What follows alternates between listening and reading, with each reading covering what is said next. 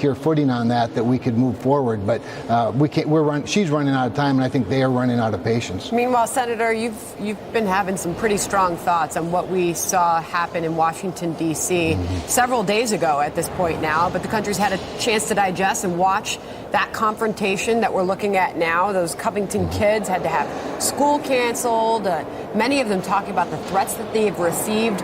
Here's Rob Sanders, a prosecutor, on the threats to those kids and legal action. Watch. The most common one, I think, that might apply in this situation is terroristic threatening second degree. That's any time that someone threatens death or violence against a educational institution in Kentucky or any student in the educational institution in connection with the school function. So this is, and they're investigating this, but what were your thoughts on all of that?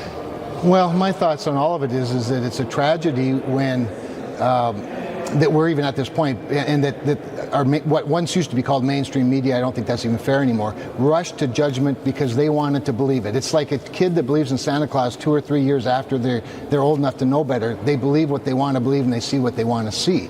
The problem I've had since then, and by the way, I hope there's a bank of lawyers that sue everybody, including a bunch of mainstream media for libel, and some movie stars, by the way. It's time that we take action against this.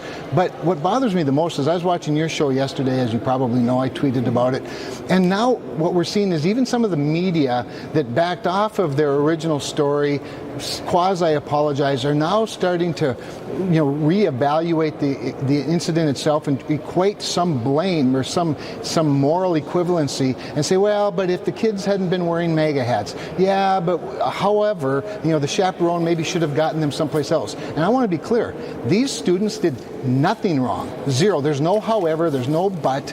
They were not the guilty party here. They weren't doing the harassing. They weren't the ones that were invading other people's space. They were there doing peaceful, protected expression of speech, by the way, for life. And I just get very concerned when our media even subtly implies that somehow the students were in the wrong for being there. It's like, being blamed for your own murder because you were in the bank when the bank robber pulled a gun out. It's not right, and I think our media needs to reflect. Should be more of a focus on these Hebrew Israelites.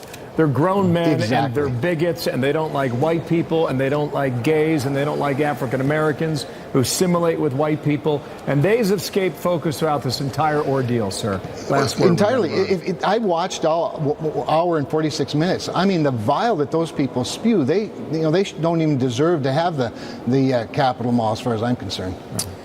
Senator Kramer, thank you for coming on America's Newsroom this morning. Thank you. My pleasure. On that same note, we're learning a little bit more, too, about the Native American at the center of the controversy. He was on NBC a bit earlier today. I was trying to walk away. There was a spot.